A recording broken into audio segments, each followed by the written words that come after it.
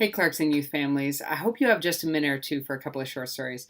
In case you don't know me, my name's Ryan McCurley. I'm the family pastor here at Clarkson Community Church. And I want to share a few stories about how, for our youth, small moments can become really big moments. The first one is this last week we were in Detroit on a mission trip with about 15 students and 5 adult leaders. And we were playing a game called the Cereal Box game. So basically, the way the Cereal Box game goes is you have a bunch of people standing around in a circle, and you have to have only one foot on the ground, and you have to bend over, pick up the cereal box with your teeth, and come back up. And after everyone's done that, you rip off a layer, the box gets a little bit shorter, and it gets a little bit more difficult. And there was this awesome moment where we were playing through this game, and we got to one level that one person in particular was finding really, really difficult. It was challenging. It was new to them. They were trying to figure out the balance, and they struggled with it a little bit. And then people started cheering and asking that person, like, do you need us to be quiet? Should we leave the room? And started encouraging this person. You got this. You got this. We believe in you. You can do this. And it was incredible to see the way that in such a simple thing, a game where everyone kind of takes their own turn, this one person who's struggling with one thing in particular just got so much support. And then when they got that level, that little thing became such a big thing.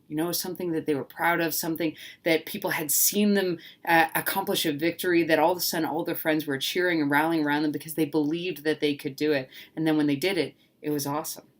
We also had an incredible moment tonight at our youth night when one of our leaders, our student leaders, Curtis Keenleside, who's a grade 12 student at Cawthra in percussion, he led a drumming circle and did some bucket drumming with a lot of our students.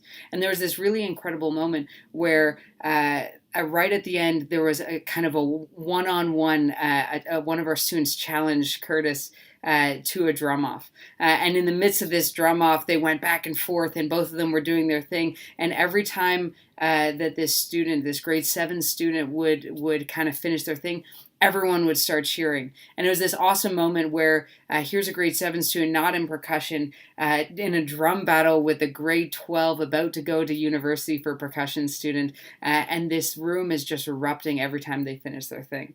And, the smiles on their face was huge. And it's incredible for us to see that such a little moment can become such a big one.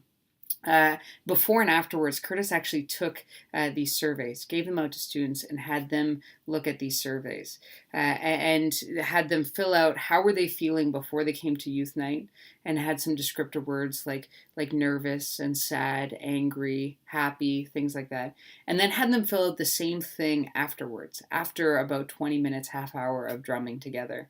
And it was incredible to see at the end, almost all of them had wrote happy, but my favorite part was when you could see someone who had circled nervous before they came to happy afterwards. Or one person had circled a combination of sad and angry before they came to youth night and happy afterwards. And you see, oftentimes we talk about things like discipleship and we talk about leading people towards Christ. And a big part of that is creating these small wins, these little moments that become big moments, a place where people can feel like they belong and that they matter. And that's really step one. That's what happens when we make those connections, is you help students build confidence. You let them know that they're in a place where they belong and where they matter.